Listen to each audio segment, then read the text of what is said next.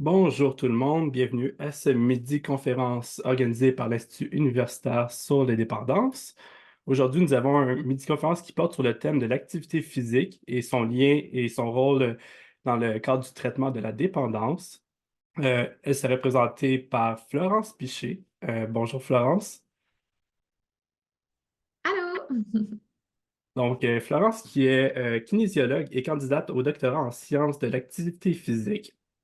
Euh, Quelques petites consignes encore avant le départ de ce webinaire. Donc, les questions seront prises à la fin. Donc, vous avez l'option de les ajouter dans l'option questions et réponses au bas de votre écran.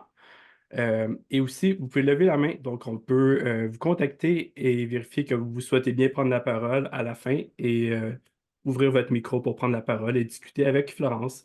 Donc, je vous laisse sur ce. On se revoit à la fin. Bonne présentation.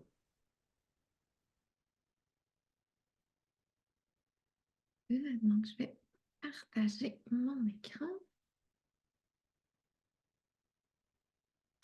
Ouais. Donc, merci Jean-Philippe. Donc, je suis vraiment contente d'être ici avec vous aujourd'hui pour vous présenter l'activité physique, un allié sous-estimé dans le traitement de la dépendance. Donc, le plan de la présentation. Je vais passer rapidement sur c'est quoi l'intérêt de l'activité physique pour les personnes qui ont un trouble de l'usage de substances. Puis on va regarder vraiment les effets spécifiques de l'activité physique pendant le traitement. Puis comment est-ce qu'on peut promouvoir l'activité physique chez cette population-là? Mon but, c'est pas de vous transformer en kinésiologue aujourd'hui, mais de vous donner vraiment des outils que vous pouvez mettre en place dès aujourd'hui, cet après-midi, euh, pour que vous puissiez vraiment mettre en place certaines choses. Puis, évidemment, je vais prêcher un peu pour ma paroisse, mais de vous montrer, ça pourrait être quoi les atouts d'un kinésiologue dans une équipe clinique en réadaptation. Donc, premièrement, ben, qui suis-je et pourquoi est-ce qu'on m'a demandé de venir présenter ça? Moi, j'ai fait mon baccalauréat en kinésiologie à l'UQTR. Donc, kinésiologie, physiothérapie, ergothérapie, ça peut devenir mêlant. En fait, on est tous dans une grande famille, donc professionnels de la santé. Ce qui nous distingue en kinésiologie, c'est que notre outil d'intervention premier, c'est l'activité physique. Donc, on peut utiliser l'activité physique à des fins de traitement. Donc, on peut venir traiter que ce soit des maladies cardiovasculaires, donc plus des conditions physiques chroniques, que ce soit des blessures, donc blessures à l'épaule, au dos, en torse, etc. Et ça peut être aussi des troubles de santé mentale. De plus en plus, on a des effets au niveau de la dépression, burn-out, etc. On peut venir aussi travailler en prévention, donc éviter que les personnes aient diabète, maladie cardiovasculaire, encore une fois, etc. Et on peut venir travailler aussi en performance, que ce soit avec des athlètes de haut niveau ou monsieur, madame, tout le monde qui veut faire son premier marathon, puis éviter qu'il y ait un risque de blessure et s'assurer qu'on ait la meilleure performance. Par la suite, j'ai fait ma maîtrise en sciences de l'activité physique à l'UQTR et j'ai fait ma maîtrise sur euh, les troubles de l'usage de substances. Donc, j'ai vraiment été dans une maison de thérapie à Trois-Rivières. Donc, je ne sais pas s'il y en a qui la connaissent, c'est la maison Carignan à Trois-Rivières. Puis, j'ai vraiment voulu regarder c'était quoi l'effet de l'activité physique en traitement. Donc, j'ai vraiment passé 3 ans à la maison de thérapie à donner de l'activité physique aux gens aux patients là-bas. Puis, ça marchait tellement bien que finalement, j'avais décidé d'écrire un article là-dessus pour vraiment partager ces connaissances-là. Puis, c'est ça aujourd'hui que je venais vous parler. Donc, c'est vraiment des choses qu'on a vues sur le terrain, puis dans la littérature aussi. Puis, j'ai tellement aimé ça que je me suis dit, allez, on continue au doctorat. Donc là, je suis rendue à l'Université de Montréal, toujours en sciences de l'activité physique. Je travaille toujours en troubles de l'usage de substances, mais on est venu ajouter une composante qui est la multimorbidité. Je pense que je vous apprends rien quand je vous dis que c'est très rare qu'on voit les patients avec uniquement un trouble de l'usage de substances. Ça arrive souvent avec d'autres pathologies, que ce soit des comorbidités au niveau mental, mais également, ce que je voyais, c'était beaucoup de pathologies au niveau chronique. Donc, je voyais beaucoup de maladies cardiovasculaires, beaucoup de diabète, beaucoup de haute pression artérielle, etc. Puis, moi, je voulais vraiment venir m'intéresser à c'est quoi l'effet de cette accumulation de pathologies, donc la multimorbidité, et comment est-ce que l'activité physique pouvait venir jouer un rôle là-dedans dans la population qui a un trouble de l'usage de substances. Je fais également un stage clinique en ce moment à l'établissement de détention de Trois-Rivières pour avoir un peu de terrain. Puis je suis toujours évidemment avec les troubles de santé mentale. Puis on essaie vraiment de mettre plus d'activités physiques à l'établissement de détention. Donc voilà pour mon parcours. Je fais vraiment un petit rappel, là. Évidemment, je ne peux pas parler, je ne peux pas faire une conférence trouble de l'usage de substances sans vraiment définir ce que c'est. Je vais évidemment utiliser l'abréviation TUS pour simplifier la chose. Donc, le TUS, défini selon le DSM-5, c'est vraiment la continuité de la consommation malgré l'apparition de symptômes négatifs qui va toucher autant le niveau social, physique que psychologique. Il y a 9 classes de substances selon le DSM-5, puis la prévalence va vraiment varier entre 1 à 9 tout dépendamment du groupe d'âge, du sexe, de la substance, puis si on regarde la prévalence au niveau, au courant d'une vie ou au niveau de l'année. Donc, quand on regarde l'impact du TUS, la mortalité est vraiment plus basse que la population en général. Donc, on parle d'un 15 à 20 ans de moins. Et quand on regarde un peu plus précisément dans les études, on se rend compte qu'en fait, les causes de décès sont reliées principalement à des pathologies physiques. Donc, on a 73 des décès qui sont reliés soit à des maladies cardiovasculaires, au cancer, aux maladies respiratoires chroniques ou encore au diabète, et seulement un 21 qui vont être reliés plus directement aux substances. Donc, on va parler plus d'overdose ou encore d'accidents de la route sous état d'ébriété. Donc, je ne sais pas si vous me voyez venir, mais l'activité physique a vraiment des effets marqués au niveau de tous ces problèmes de santé physique. Puis on pense qu'on pourrait venir vraiment améliorer l'espérance de vie en venant ajouter de l'activité physique. Là, je parle beaucoup d'activité physique. Je voulais juste bien le définir. Puis ça, je le fais aussi avec mes étudiants en kinésiologie parce qu'on a souvent une idée de ce que c'est l'activité physique, mais on oublie des fois certaines composantes. Donc, l'activité physique, qu'est-ce que c'est? C'est tout mouvement corporel qui est produit par la contraction des muscles squelettiques. Pourquoi squelettiques? Bien parce que contrairement aux muscles lisses qui vont tapisser l'intestin, si vous digérez en ce moment, par exemple, ben, vous n'êtes pas en train de faire l'activité physique. Ou encore, les muscles cardiaques, si votre cœur s'emballe, ben, malheureusement, vous ne faites pas d'activité physique. Donc, on différencie ça. Et qui entraîne une augmentation des besoins caloriques par rapport à la dépense énergétique de repos. Donc, on a tous une dépense énergétique de repos qui va être différente. Elle se le calcule mathématiquement. Je n'irai pas dans les détails pour aujourd'hui, mais elle est tous différente d'une personne à une autre. Donc, souvent, quand je parle d'activité physique, les gens sont très bons. Ils pensent tout de suite à tennis, baseball, hockey, soccer. Et en effet, ce sont des activités physiques. Par contre, on oublie souvent tout ce qui va être déplacement. Vélo, marche, quand vous vous levez de votre bureau pour aller imprimer, quand vous marchez de votre auto dans le stationnement jusqu'au centre d'achat. Ce sont des activités physiques également. On oublie aussi souvent tout ce qui est activité de la vie quotidienne, faire le ménage, jouer avec les enfants, passer le balai, monter les marches, etc. Donc, ça aussi, c'est de l'activité physique. Puis, il ne faut pas oublier ça parce que souvent, c'est par là qu'on va commencer quand les gens ne sont pas habitués de faire de l'activité physique. On va plus aller regarder ces sphères-là plutôt que de commencer tout de suite avec le gros sport. Je voulais aussi prendre le temps avant de commencer la conférence parce que je ne suis pas là pour vous vendre une pilule magique, hein. Souvent, je trouve que quand on va à des conférences d'activité physique, les gens vendent ça comme quelque chose de miraculeux, quelque chose qui va révolutionner le tout. En effet, l'activité physique a de nombreux bienfaits, mais moi, je le vois vraiment comme une complémentarité au traitement. Puis j'aime beaucoup cette image-là, dans le sens où l'activité physique, je pense que c'est là pour être amené en complément. On a d'excellents traitements en ce moment qui, on ne se le cachera pas, ont certaines lacunes et je pense que l'activité physique peut venir combler ces lacunes-là. Donc, c'est vraiment dans cet esprit-là que je voulais amener l'activité physique. Je ne suis pas là pour vous dire on tasse tout et on remplace ça par l'activité physique. Vraiment pas. Je suis plus là pour vous dire on peut venir ajouter de l'activité physique sur les traitements qui sont déjà là de base. Il n'y a pas de il ne va pas avoir de problème là, entre les traitements si on rajoute de l'activité physique.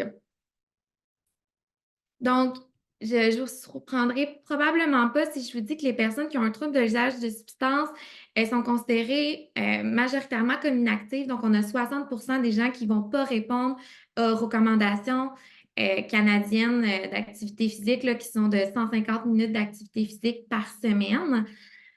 Et quand les gens vont passer en traitement, donc soit en hébergement ou en traitement ouvert, le pourcentage va augmenter. Donc, on est à 71% des gens qui vont maintenant être considérés comme inactifs. Et le temps sédentaire est d'environ 12 heures par jour. Donc, ça, on parle d'une position qui est assis, couché, en excluant le sommeil. Je ne suis pas en train de dire que la population générale est vraiment mieux. Là, on est tous à des très hauts taux de sédentarité là, qui tournent autour de 9-10 heures. Mais 12 heures, c'est très, très élevé, puis on peut avoir de nombreux risques pour la santé quand on a des temps de sédentarité aussi élevés. Souvent, quand je vais dans des maisons de thérapie puis que j'offre de l'activité physique, pas tous, mais il y a certains intervenants qui vont me dire comme est-ce que c'est pas trop? Est-ce qu'ils sont pas déjà avec beaucoup de choses? Ils sont déjà en traitement, ils sont en thérapie, ils ont de la thérapie toute la journée. Est-ce que c'est pas trop d'offrir encore quelque chose d'autre?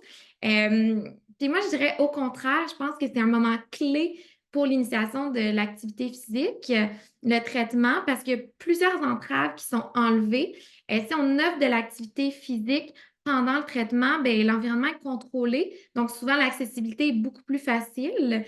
La motivation parfois est là, donc il faut l'utiliser. Le style de vie, on est en train de changer de style de vie, donc il faut utiliser ce momentum-là. Moi, je m'arrangeais toujours pour que l'environnement soit beaucoup moins intimidant que la première fois qu'on va au gym. Des fois, ça peut être beaucoup plus intimidant. Et parfois, les gens peuvent se rendre compte aussi qu'ils ont une faible condition physique, ils arrivent souvent dans un état parfois très délicat en traitement, puis ça peut être un bon moment pour commencer à avoir des changements d'habitude de vie. Donc, c'est quoi les intérêts de l'activité physique pour les personnes qui ont un TEF? Donc, qu'est-ce qu'on a vu dans la littérature? C'était que il y a de nombreux effets positifs. Donc, il y avait une amélioration de la condition physique. Donc, au même titre que la population générale, on avait une amélioration de la capacité aérobie et musculaire. Il y avait une amélioration de la qualité de vie et une amélioration du sommeil, de la qualité du sommeil. Puis ça, je dirais que c'était quand même assez important parce que souvent, c'est quelque chose qui est très problématique. C'est les personnes qui arrivent en traitement ou qui ont des troubles de l'usage de substances, le sommeil est très altéré souvent ou c'est très problématique. Puis l'amélioration du sommeil est souvent très aiguë. Souvent, tout de suite après une séance d'activité physique le soir même, les gens dormaient mieux. Puis ça, souvent, c'est un grand soulagement pour eux. On voyait aussi dans la littérature qu'il y avait une diminution de la consommation de substances. Donc, quand on comparait les groupes, parce que c'est pas tout le monde qui allait chercher une abstinence complète de substances dans leur traitement. Si on comparait les groupes qui pratiquaient de l'activité physique versus ceux qui n'en pratiquaient pas, les groupes qui pratiquaient de l'activité physique avaient une plus basse consommation de substances que ceux qui n'en pratiquaient pas. Il y avait aussi une diminution de symptômes de craving, donc l'envie impérieuse de consommer était beaucoup plus basse chez les groupes qui pratiquaient de l'activité physique. Et au niveau des symptômes de dépression et d'anxiété, qui sont vus aussi dans la population générale, c'était vu chez les personnes qui avaient un trouble de l'usage de substances. Et on sait que c'est souvent des comorbidités qui sont très présentes dans cette population-là. Et parfois, les gens n'ont pas de médication ou sont pas bien suivis, soit en psychothérapie ou ils ne peuvent pas être suivis tout de suite. Donc, on sait que l'activité physique a le même effet que la médication. Ça, c'est prouvé, documenté. On est vraiment plus là. Ça peut être proposé en monothérapie. Donc, le fait de pouvoir offrir de l'activité physique à ces gens-là en leur disant les effets sont les mêmes, soit soit comme traitement complémentaire ou soit comme monothérapie, donc juste ça, bien, des fois, ça peut être le fun de proposer ça à nos clients qui, parfois, sont un petit peu frileux d'aller vers de la médication ou qui n'ont pas accès à un psychologue tout de suite. Donc, ça peut être vraiment des effets intéressants. Donc, qu'est-ce qu'on a vu pendant le traitement? Donc, ça, c'est vraiment les effets spécifiques qu'on a vus pendant le traitement. Puis ça, c'était vraiment en hébergement. Donc, les gens étaient là quasiment 24 heures, 7 jours sur 7. Il y en avait beaucoup, là. J'ai essayé de vous présenter ceux qui que les gens ont trouvé le plus important pour eux. On a vu un changement d'identité qui n'est pas juste dû à l'activité physique, loin de là, mais l'activité physique a aidé ce changement d'identité-là. Et l'activité physique était vue comme un facteur protecteur contre la rechute. Donc, je vais regarder ces deux choses-là avec vous. Donc, le changement d'identité se fait souvent en traitement. Puis, ce que je voulais vous parler, c'est que là, ce qu'on a vu, c'est que les gens passaient de consommateurs, puis au lieu de passer de consommateurs à non-consommateurs, on passait de consommateurs vers actifs. Donc, ce qui est quand même assez intéressant, puis ça, on l'avait déjà vu dans la littérature, mais uniquement chez les personnes qui consommaient du tabac. Donc, c'était vraiment la première fois qu'on voyait dans d'autres substances psychoactives. Puis comme je vous disais, l'identité est souvent en changement pendant le traitement pour le trouble de l'usage de substances. Puis Adam nous le dit très bien. Évidemment, j'ai changé tous les noms, ce sont des pseudonymes juste pour que ça soit un petit peu plus réel. Il dit ouais, puis on s'entend quand tu arrives en thérapie, normalement, tu n'arrives pas en forme, tu sors d'un épisode assez désastreux. Fait que moi, je l'ai vu comme une occasion justement de me remettre en forme, puis ça a marché. Donc, c'est ça, il ne faut pas oublier que les personnes qui sont en traitement, ils arrivent souvent dans un état parfois de crise, puis le fait d'avoir de l'activité physique leur permettait d'avoir une nouvelle identité vers laquelle s'accrocher au lieu d'être juste consommateur versus non-consommateur. Puis je pense que c'est une occasion de venir créer des nouveaux comportements, puis il y a une curiosité aussi que je crois qu'on doit exploiter. Il y avait aussi énormément d'identités passées d'activités physiques. Il y avait une identité personnelle, comme Clara qui nous disait moi, j'étais en forme avant. Donc, le fait de retourner à cette identité-là, de recommencer à pratiquer de l'activité physique, c'était associé à ça.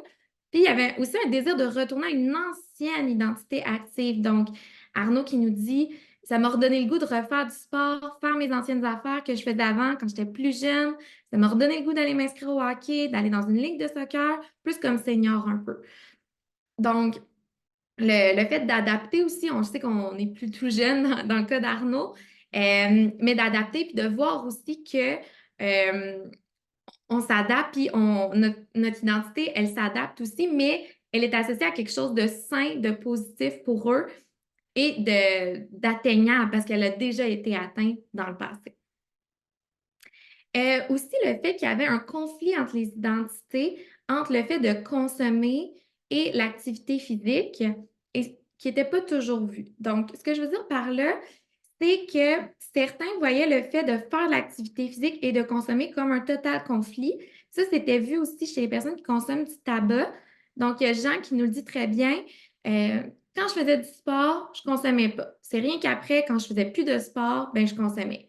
Quand on avait des pratiques, j'y allais puis je ne consommais pas. Donc, lui, c'était vraiment séparé. Il y avait consommation, activité physique, puis on ne mélangeait pas ça.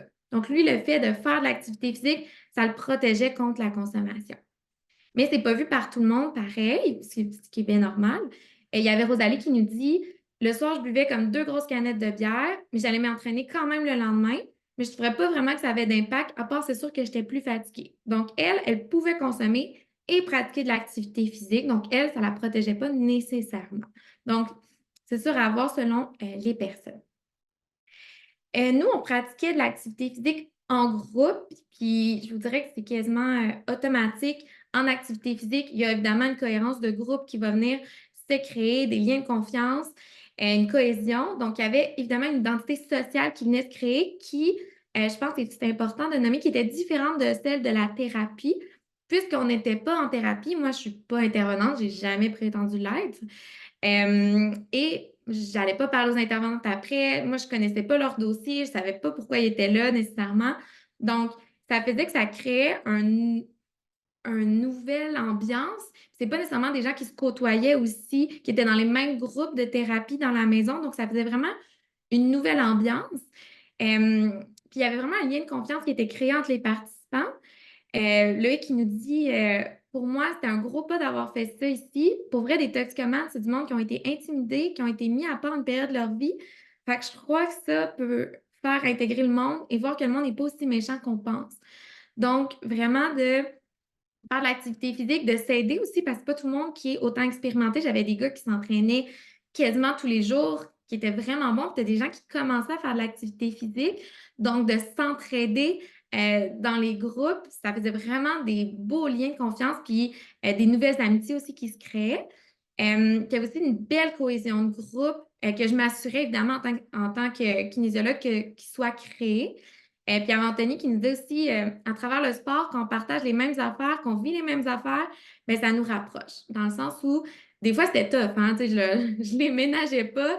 Il y a quand même une complicité qui se crée quand tu viens de faire une grosse séance d'activité physique, t'as chaud, tu sues, t'es tout rouge.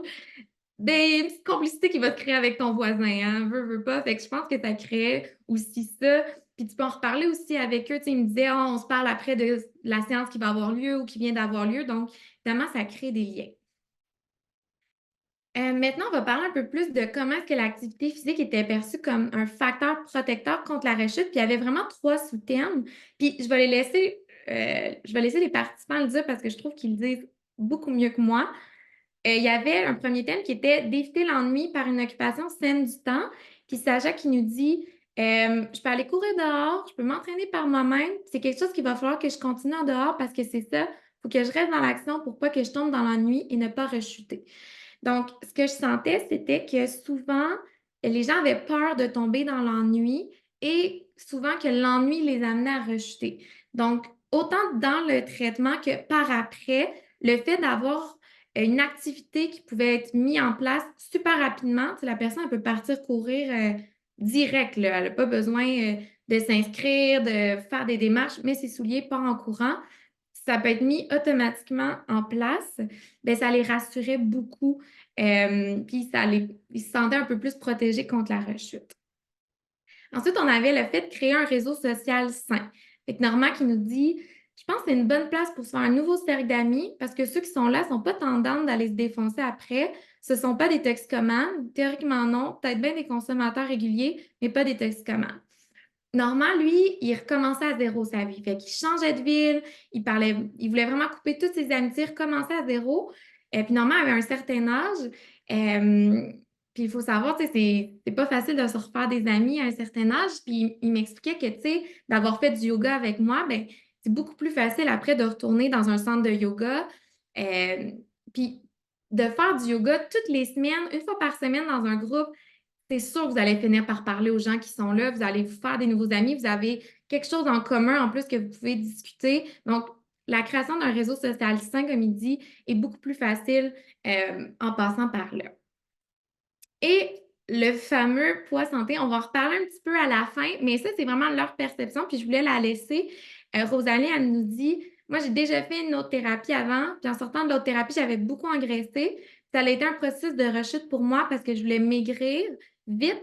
C'est pour ça que je veux continuer à l'extérieur. Donc, il y avait plusieurs filles et garçons, que ce soit une prise de masse ou perte de gras, qui pour eux, c'était très central dans la thérapie. Suite à la cessation de la substance, le poids, comment ça allait être géré. Le fait d'avoir un outil qui était seulement dépendant d'eux, parce que parfois en thérapie, on n'a pas nécessairement le contrôle sur ce qu'on mange. L'activité physique, oui, ben, ça les rassurait de pouvoir savoir qu'il y avait un contrôle là-dessus, qu'ils n'allaient pas prendre autant de poids qu'avant, puis que ça allait peut-être pouvoir prévenir leur rechute de vouloir recommencer à consommer. Donc, comment est-ce qu'on fait pour promouvoir la pratique d'activité physique? Parce que là, je vous ai convaincu, l'activité physique, c'est bon, il faut que tout le monde en fasse. Mais le plus dur, c'est de faire bouger le monde, hein. Je ne vous cacherai pas que c'est ça le plus complexe. Comme je vous ai dit, je ne m'attends pas à ce que vous deveniez kin. C'est un baccalauréat, c'est une profession. Ce que je m'attends, c'est plus d'éviter de propager de la fausse information, de rester aussi dans le champ d'expertise parce que ce que je vois beaucoup parfois, c'est que les gens qui font beaucoup d'activités physiques euh, deviennent des experts de l'activité physique. Mais ça ne marche pas comme ça, hein. C'est pas parce que nous, certains sports ou certaines activités physiques marchent pour nous que ça va marcher pour les autres. Donc, de faire attention, de rester dans son champ d'expertise, je pense que c'est très important. Aussi, il y a des changements super simples qui peuvent tout changer. Puis aujourd'hui, je vais vraiment vous montrer quoi dire et quoi ne pas dire euh, pour vraiment essayer d'aider à propulser un changement chez les gens. Le quoi ne pas faire, quoi ne pas dire, c'est toutes des choses que j'ai déjà entendues en maison de thérapie. Je n'ai pas popé ça de ma tête, malheureusement. Et puis, je vais vous laisser, évidemment, je ne vais pas tout passer les exemples, mais vous allez avoir accès aux exemples après. Puis si vous avez des questions, ça va me faire plaisir aussi de passer avec vous à la période de questions. Donc, on travaille beaucoup en entretien motivationnel, puis je sais qu'aussi, en trouble de l'usage de substances, vous le faites aussi, donc ça va bien aller. J'ai utilisé les stades de motivation. Je vais utiliser la pré-réflexion parce que c'est souvent ça qu'on voit, en tout cas que moi, je vois en maison de thérapie. Puis je vais le prendre en exemple, là, je donne un nom pour que ça soit un petit peu plus réaliste. Donc, j'ai pris Bertrand en exemple. Donc, ça le dit, on est en pré-réflexion. Donc, le but ici, c'est de stimuler la réflexion. Donc, on va entendre des choses qui sont souvent comme ça sert à rien de faire du sport, je suis trop vieux pour ça ou j'aime pas ça l'exercice. Ça, là, des classiques que j'entends dans mon bureau. Tire l'haricot. Donc, je vous ai mis une espèce de à faire puis à éviter, juste pour vous donner des idées. Ce que j'entends beaucoup, ça va être la comparaison. On va beaucoup souvent comparer à soi, puis je pense que c'est très humain de le faire. De dire comme, ah, mais moi, je marche tous les soirs, puis ça m'aide beaucoup, tu devrais essayer. Faut faire attention hein, parce que souvent, les intervenants, en plus, on est en position de supériorité, de pouvoir, puis les gens vont vous voir comme tel. Moi, en tant que kin, je fais jamais ça parce que les gens, ils se disent comme, oh mon Dieu, elle est kin, c'est sûr qu'elle est meilleure, elle fait de l'activité physique tous les jours. Vraiment, il faut éviter la comparaison parce que les gens vont rarement se dire comme ah, si elle est capable, moi aussi je suis capable. C'est très rare que ça va se passer. Donc, souvent, ce que je dis, c'est d'aller explorer le passé. Moi, c'est une de mes questions que je préfère, c'est ah, t'en as jamais fait de sport de ta vie, surtout avec les personnes âgées qui me disent ah, ça sert à rien de faire du sport ou j'aime pas ça. Je dis ah, t'as jamais fait de sport de toute ta vie? Plus souvent, une petite il va dire ah, ben oui, quand j'étais jeune. J'ai fait du soccer. Ah ouais, puis qu'est-ce que tu aimais dans le soccer? Ah ben c'était la gang. Est-ce quelle position tu faisais? Ah ben moi j'étais goaler. Ah ouais, puis là on vient explorer, on vient gratter, on vient demander qu'est-ce que la personne elle aimait, puis juste pour venir planter quelque chose, venir semer quelque chose pour que la personne elle réfléchisse à ça. Ensuite, de venir questionner les barrières. Souvent, quand les gens vont dire ah, je suis trop vieux pour ça, on va dire ah, ben, pourquoi tu penses que le sport, c'est pas fait pour les personnes âgées? C'est juste de venir questionner, savoir pourquoi est-ce qu'elle pense que c'est pas fait pour les personnes âgées. Éviter la comparaison à d'autres personnes. Donc, on le fait pas pour soi, on évite de le faire pour d'autres personnes. Par exemple, de dire ah, tu sais, mon grand-père, il en faisait lui au moins 6 fois par semaine. OK. Souvent, les gens, ça ne va pas leur faire un déclic, là. Donc, on essaie d'éviter la comparaison à d'autres personnes. De questionner les motivations de d'autres modèles ou de d'autres personnes. Donc, sans que ça soit directement comme la comparaison à quelqu'un qu'on connaît, on peut dire, ah, ben, tu sais, si tu es trop vieux pour ça, pourquoi est-ce que les gens, parce que tu en connais-tu des gens qui s'entraînent? Ah oui, ma voisine, elle s'entraînait. Ah ouais, pourquoi tu penses qu'elle s'entraînait si tu dis que tu sont trop vieux pour ça? Ah, ben, tu sais, elle, tu sais, devenir juste stimuler la réflexion sans dire ah, mais tu sais, ta voisine, elle s'entraîne, elle. Il faut que ça vienne d'eux, qui est le principe de l'entretien motivationnel. Là, je ne vous ferai pas toute l'historique. Donner des avantages, ça, c'est vraiment un faire attention parce qu'on peut facilement tomber dans le donner trop d'informations au mauvais moment. Fait que là, par exemple, vous venez d'écouter ma conférence. Cet après-midi, vous voyez un client, un patient. Là, vous dites, la personne a dit, ah, j'aime pas ça l'exercice. Vous faites, oh non, mais j'ai vu une conférence, c'était tellement bon, tu devrais faire l'activité physique, ça diminue les problèmes de sommeil, ça va améliorer ta capacité aérobique, ça va diminuer ton craving. Puis là, vous partez dans votre liste. Là. Il faut faire attention. Parce que quand on donne trop d'avantages, probablement la personne elle va se perdre. Il faut vraiment que ça soit relié à la personne. Puis souvent, on essaie que ça soit des avantages qui viennent de la personne. Il faut que les avantages ils soient vraiment reliés à ce que la personne, elle, veut. Donc, souvent, on demande la permission. Donc, on va demander, ah, est-ce que tu penses qu'il y a des avantages à pratiquer de l'activité physique? Et si la personne a dit non, aucun avantage. C'est, ah, ouais, il n'y a aucun avantage à pratiquer de l'activité physique. Souvent, on va répéter. La personne va, ah, ben, c'est sûr que, elle va vous en nommer quelques-uns. Puis sinon, vous pouvez demander à la personne, ah, ben, tu sais, veux-tu que je t'en nomme? J'ai écouté une super conférence ce midi. Puis vous essayez d'aller pointer exactement, tu sais, vous en donnez pas trop, un ou deux, par exemple, tu as des symptômes, si la personne a vraiment de la difficulté à dormir, bien, d'aller pointer exactement ça, de dire ah, ben, Savais-tu que l'activité physique, ça aide vraiment pour la qualité du sommeil? Je sais que tu as de la difficulté à dormir. Est-ce que ça ferait quelque chose qui pourrait t'intéresser? Ah ouais, je vais y penser. Donc, ça peut aider. On peut venir aussi explorer les extrêmes. Donc, qu'est-ce qui se passerait si tu en faisais tous les jours, tout le temps, ou si tu n'en faisais pas? Donc, juste d'aller voir les extrêmes pour montrer que c'est quoi les peurs aussi de la personne, puis d'aller voir ce serait quoi le pire qui pourrait arriver. Donc, je ne vais pas faire toutes les autres. Vous allez y avoir accès. Si vous avez des questions aussi, vous pourrez me revenir. Je voulais juste repasser aussi peut-être à faire attention de ne pas décourager les personnes parce que souvent, on va entendre Ah, je vais commencer à m'entraîner demain. Puis des fois, j'entends les intervenants dire Ah, tu disais ça la semaine dernière aussi, là, on ne te croit plus. Ah! Encouragez-les, tu sais, c'est pas grave, on est dans une adoption de comportement. C'est pas la même chose que quand on essaie d'arrêter un comportement, tu sais. On sait jamais quelle fois va être la bonne. Fait que moi, je suis toujours dans une espèce de on encourage, on demande ah ouais, la dernière fois, ça n'a pas trop marché, c'est quoi que tu vas faire de différent cette fois-ci? Moi aussi, je suis sûre que cette fois-ci va être la bonne.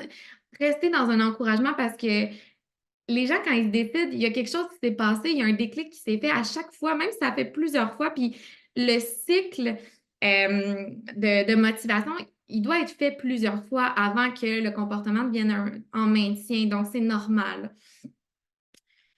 Euh, Minimiser le comportement aussi, je veux juste passer rapidement là, quand les gens disent qu'ils ont été faire un workout ou qu'ils ont été s'entraîner une fois, j'entends souvent des fois aussi dire Ah, t'es capable de faire plus, comment? Ben, peut-être pas. Peut-être que la personne, c'est assez pour elle, c'était bien correct. On a peut-être juste besoin de questionner qu'est-ce qu'elle a aimé, qu'est-ce qu'elle n'a pas aimé, est-ce que ça lui suffit? On n'a pas besoin de toujours faire plus en activité physique. Des fois, une fois par semaine, c'est bien en masse, puis la personne, elle va rester à ça. Donc, vraiment respecter aussi des fois les limites des personnes. Le maintien, ça, c'est vraiment quand la personne elle a atteint l'habitude. Donc, ça fait plus que 2 mois qu'elle pratique son activité physique, par exemple. On peut l'utiliser en exemple parce que des fois, les gens peuvent relate beaucoup plus euh, aux gens qui sont en thérapie, toujours avec permission. Ça peut devenir aussi des buddies en, en gym, on appelle ça. Donc, ils peuvent se jumeler avec des personnes qui n'ont jamais fait d'activité physique, qui ne savent pas trop comment commencer. Ça peut être super valorisant pour eux. Puis, ils vont être beaucoup plus doux aussi si on leur demande, oh, est-ce que tu aimerais ça? Il y a quelqu'un qui veut commencer l'activité physique, qui ne sait pas trop comment faire. Est-ce qu'on pourrait être jumelé avec lui? Donc, ça va être des super programmes. On a vu que ça marchait super bien dans la littérature. Donc, ça peut être une bonne idée de faire ça. Puis aussi, on n'est jamais à l'abri d'une rechute. Hein? C'est pas parce que ça fait 5 ans qu'on est en maintien. Une blessure, ça te coupe une habitude. Ça, j'en ai vu tellement chez mes clients. Puis là, il faut tout refaire le cycle puis de recommencer. Quand on a tout perdu nos acquis, quand notre condition physique a diminué, c'est vraiment difficile. Donc, on n'est jamais à l'abri de recommencer notre cycle de changement de comportement.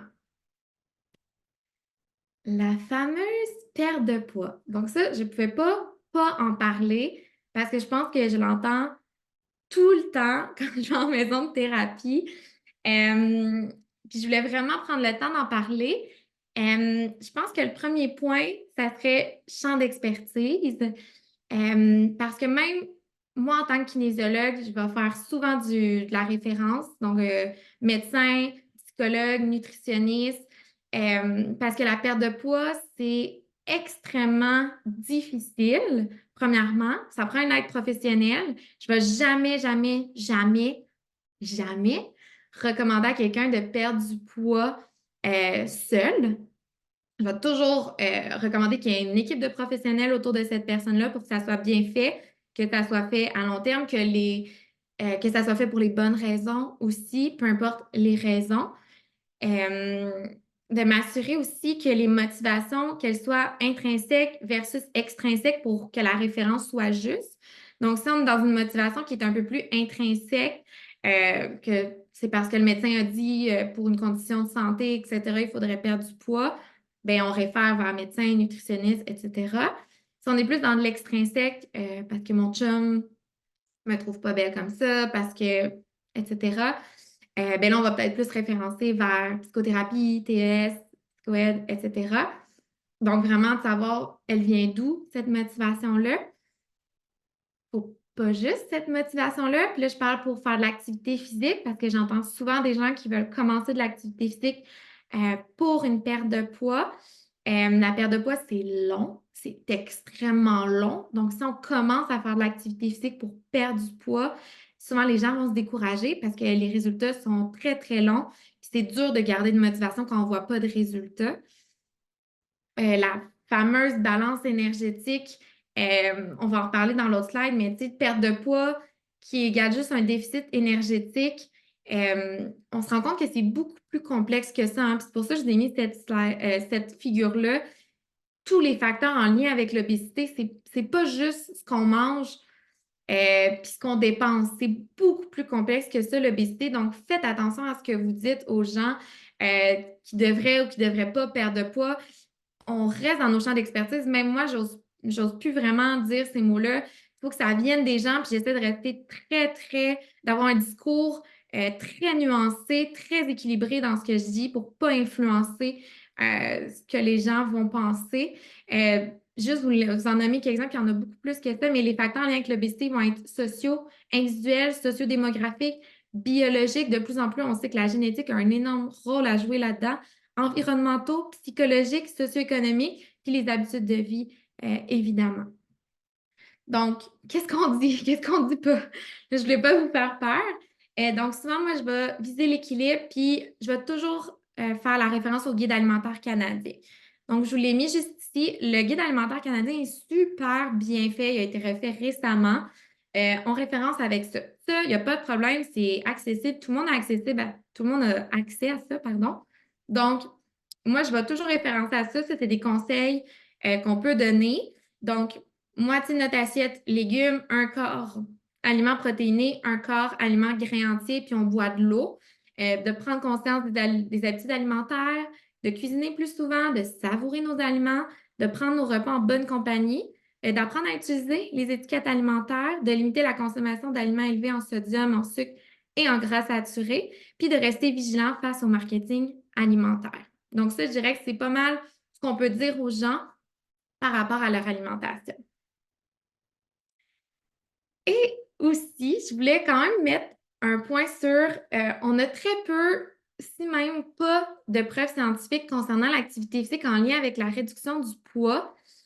Parce que oui, en théorie, si tu fais de l'exercice sans changement dans ton alimentation, tu devrais perdre du poids. Mais dans les faits, c'est pas du tout ça qu'on voit parce que souvent, les gens qui vont pratiquer de l'activité physique vont remanger leurs calories dépensées, soit parce qu'on a plus faim.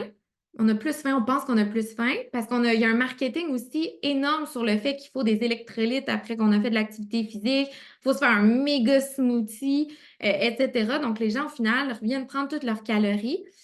Toutes les activités physiques ne vont pas stimuler l'appétit de la même façon. Donc, si on est en HIIT, qui est de l'intervalle à haute intensité versus de l'intensité basse continue, on ne va pas venir stimuler l'appétit de la même façon. La dépense énergétique limitée, ça aussi, ça a été bien documenté. Si la personne vient faire de l'activité physique, vient faire 1 heure d'activité physique en début de journée, on sait qu'elle va être moins active tout le restant de sa journée. Donc, au final, on revient à peu près à la même chose. Puis, comme je vous disais, c'est très long avant de voir des changements au niveau du poids. Donc, souvent, les gens vont abandonner les programmes d'activité physique.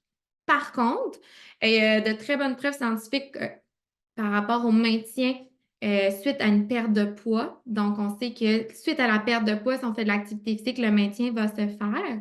Et je voulais aussi prendre le temps de mentionner qu'on peut présenter une surcharge pondérale sans complications métaboliques, donc sans maladie cardiovasculaire ou diabète, en autant que notre mode de vie soit en conséquence. Donc, il peut y avoir des gens en surcharge pondérale qui n'ont pas à perdre de poids pour leur santé et qui sont en santé, en autant que le mode de vie soit évidemment en conséquence. Et le kinésiologue, donc je vous ai déjà mis la définition, mais s'il y en a qui l'avaient manqué, qu'est-ce que c'est? Puis, je voulais juste montrer un peu qu'est-ce que ça peut faire un kinésiologue dans une équipe de soins, qu'est-ce qui était ressorti, nous, dans notre intervention? C'était le fait que le kinésiologue avait évidemment des connaissances sur l'activité physique, sur les blessures, sur comment adapter les interventions. Je ne vous le cacherai pas, il y a évidemment les caractéristiques personnelles de l'intervenante qui étaient moi à ce moment-là, donc qui étaient appréciées ou pas. Il y avait le fait que c'était un projet de recherche aussi, hein, les gens étaient comme, oh, c'est sérieux, on est évalué et tout. Donc, le projet de recherche aussi avait un impact.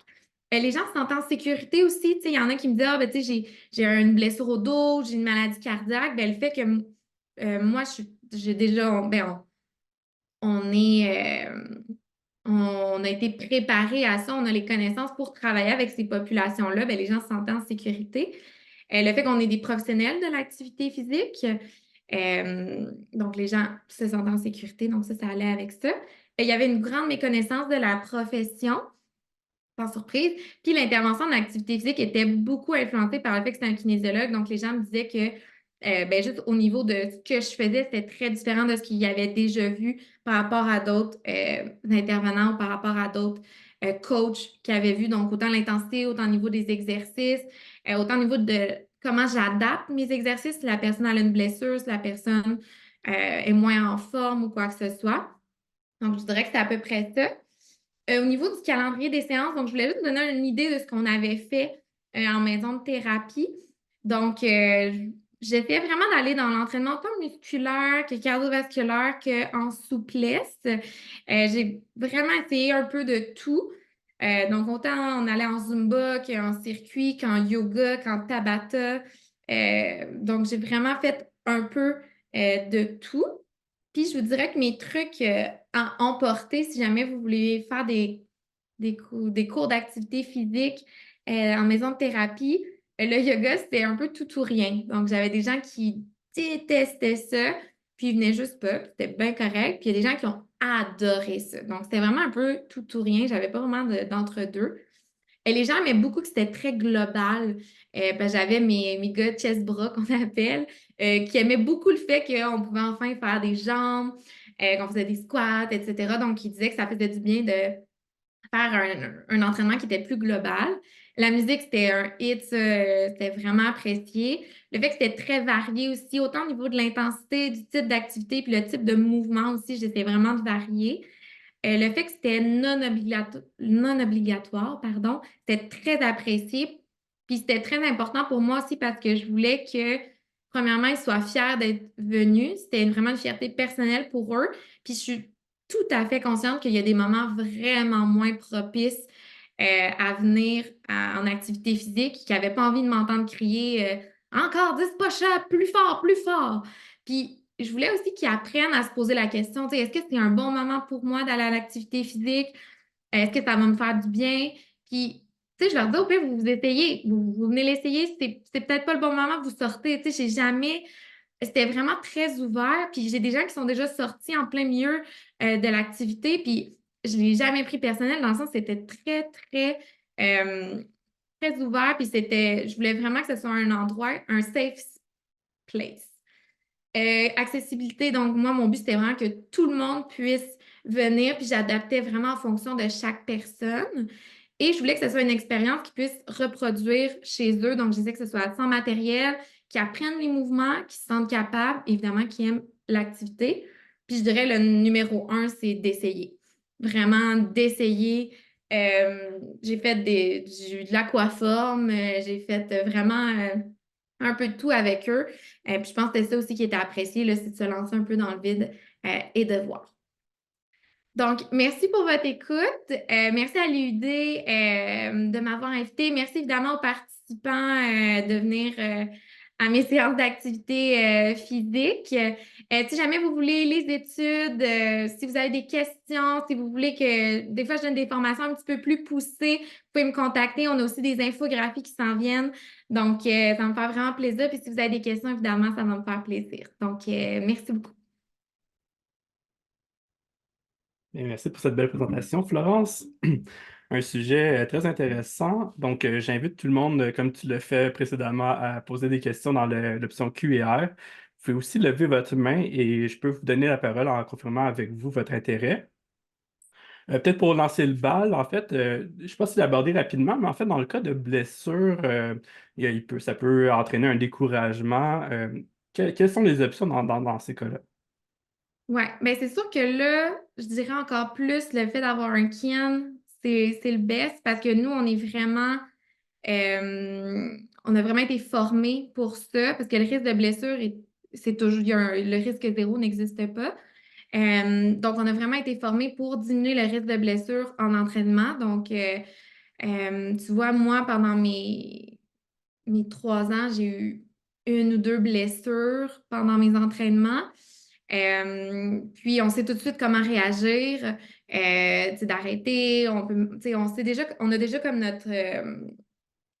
notre façon de faire. Oui, ça peut être décourageant, mais souvent, ce que les gens vont penser, c'est que quand il y a blessure, on arrête tout. Alors que souvent, c'est pas le cas. On peut continuer à marcher, on peut adapter, on peut faire d'autres exercices. Donc, souvent, moi, c'est ça que je vais conseiller aux clients, c'est de peut-être changer de sport pour un certain temps avant de revenir à ce qu'on faisait au début, là, tout dépendamment de la blessure, évidemment, là.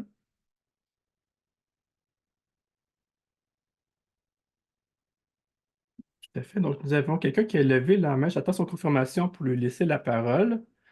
Euh, Sinon, peut-être aussi, qu'est-ce qui arrive dans le cas où est-ce qu'il y a un surinvestissement au niveau de l'activité physique? Donc, il y a un peu un concept qu'on voit en clinique, là, où est-ce qu'il y a un transfert de la dépendance vers peut-être l'activité physique, donc un surinvestissement vers les activités. Est-ce que c'est problématique? Qu'est-ce qu'on fait dans ce cas-là? Quelle est votre opinion là-dessus?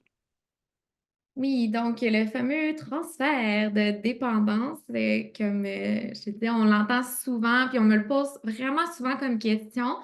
Euh, Puis c'était même une question que, quand on me l'a posée, moi, ça m'a quasiment étonnée, parce que j'étais comme, ah ouais, tu sais, mais pourquoi est-ce que cette population-là ce serait quoi le problème, tu sais? Puis, ben, premièrement, tu sais, une addiction à l'exercice, c'est pas encore diagnostiqué. Le DSM-5 le mentionne rapidement.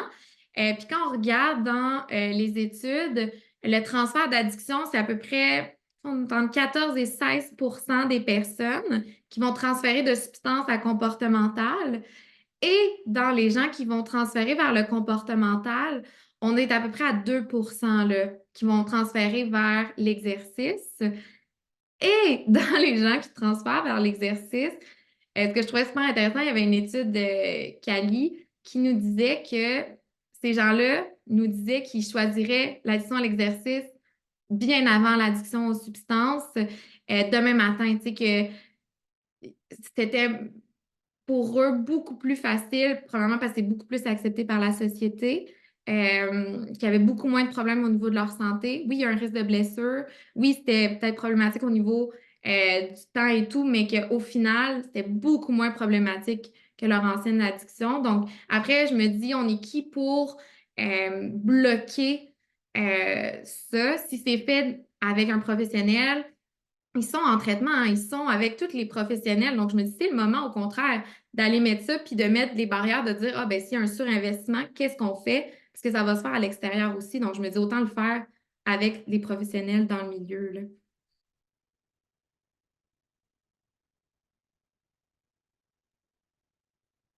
J'ai une question écrite de Vincent.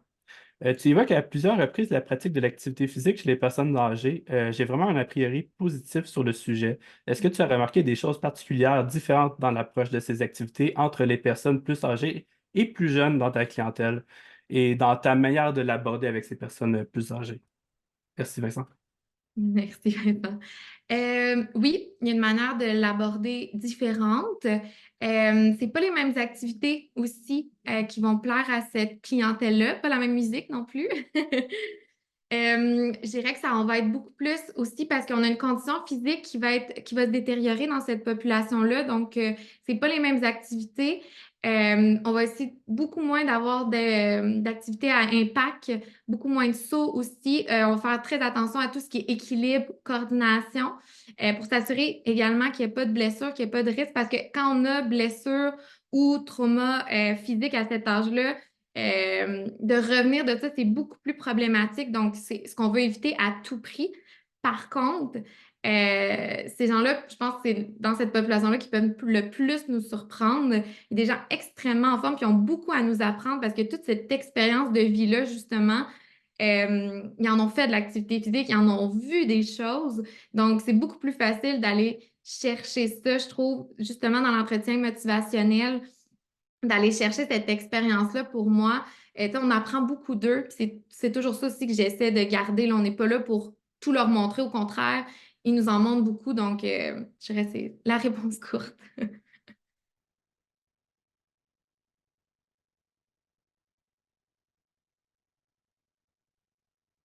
On a un merci. Euh, Puis en fait, je ne pas au niveau des questions. Là, vous avez la chance de parler à une kinésiologue. C'est peut-être une occasion particulière. Euh, Tiens, j'ai un commentaire ici. En Belgique, le sport est souvent associé à la troisième mi-temps, entre parenthèses. L'alcool récompense en contexte social. Certains développent un mésusage par l'activité physique associée à la consommation post-effort. Comment accompagnez-vous cela? Ouais, ça, je l'avais vu aussi dans mes entrevues. Mais tu vois, ben là, je me permets de te tutoyer, si tu viens de la Belgique, je te vous vois. Mais les participants faisaient vraiment la différence dans le sens où euh, quand moi je mets de l'activité physique en maison de thérapie, c'est de l'activité physique thérapeutique. Donc, à but d'aider les gens. Quand eux, ils faisaient du sport et ensuite qu'il y avait consommation, le but n'était pas du tout le même. Et ça, c'est les patients eux-mêmes qui faisaient très bien la différence. Le mélange ne se faisait pas du tout. Euh, et je pense que de tout ce qu'ils apprenaient en traitement, il y avait aussi cette espèce de, ben justement, qui apprenaient puis qui savaient que c'était peut-être des endroits à ne pas retourner parce qu'ils étaient plus à risque de retomber là-dedans. Mais en effet, on le sait, mais en fait, c'est surtout sur l'alcool en fait qu'on a vu pour le sport en groupe. Puis nous, c'est hockey beaucoup qu'on voit, c'est hockey et alcool pas mal qu'on a vu ça au Québec, mais c'est pas mal tout, là, je dirais. Fait que c'est quand même pas tout généralisé, là, puis tout mettre dans dans le même saut.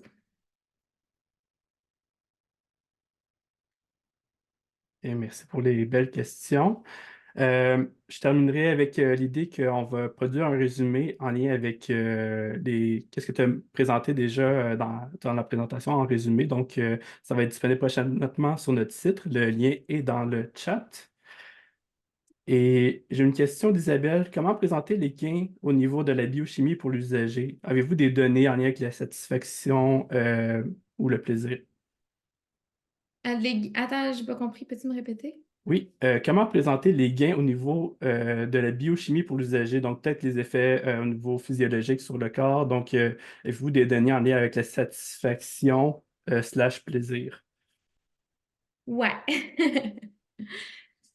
Ça, oui, il y en a, mais je dirais qu'on est encore, pour ce qui est de l'activité physique, on est à des modèles qui sont très animaux encore.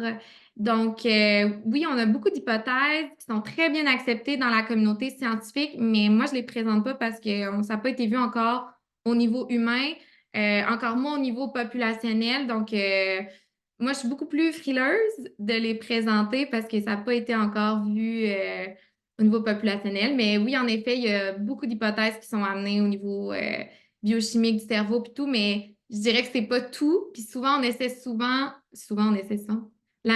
On essaie des fois de juste réduire l'activité physique à une hormone dans le cerveau, puis je trouve ça très dommage parce que c'est beaucoup plus que ça. Probablement que ça participe, mais c'est clairement pas tout. Donc, on n'en sait pas assez encore pour pouvoir le dire. Merci. Merci Isabelle pour la question. Une nouvelle question de Francis. Est-ce que l'intensité de l'activité physique change quelque chose pour la dépendance? Super Ouais. question. Et on n'a pas assez de données encore, mais c'est clairement des questions moi, j'aimerais beaucoup répondre dans le futur. Mais on n'a pas la réponse encore. Mais ça s'en vient, ça s'en vient. Prochain webinaire dans quelques années. À explorer tout à fait. Je pense que c'est pas mal sur la fin. Je donnerais peut-être une dernière question comme ça. Euh, bon, il y a eu beaucoup de conseils pour l'animation, en fait, individuelle. Qu'en est-il de quelqu'un, un intervenant qui souhaiterait organiser peut-être des séances de groupe? Est-ce que tu as des conseils ou... Oui, certainement. Ben, premièrement, d'aimer ce qu'on présente. Je pense que c'est le numéro un. Si vous faites quelque chose que vous n'êtes pas à l'aise ou que vous n'aimez pas, ça va clairement se sentir. Donc, faites quelque chose que vous êtes à l'aise, que vous avez bien préparé aussi, une séance bien préparée, ça change tout. Euh, puis, ben, de s'amuser, je dirais, c'est vraiment la base, vraiment de s'amuser, de bien préparer, puis d'y aller avec ça dans quoi on est à l'aise, qu'on a déjà pratiqué. Je dirais que c'est vraiment la base d'une bonne séance de groupe. Bon, ben, sur ces beaux mots, ben, merci Florence pour cette belle Merci. présentation. Je rappelle que le support visuel sera disponible sur notre site prochainement et elle sera également disponible en rediffusion sur notre plateforme YouTube. Merci Donc, sur beaucoup. ce, bonne journée à tous et à toutes.